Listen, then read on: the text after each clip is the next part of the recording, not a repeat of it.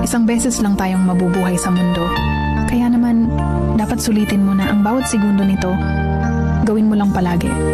Yung mga bagay na tingin mong magpapasaya sa'yo, puntahan yung mga lugar na gustong makita ng mga mata mo. Kasi isang beses lang tayo, may pagkakataong dumaan sa kalsada ng buhay na hindi mo na mababalikan.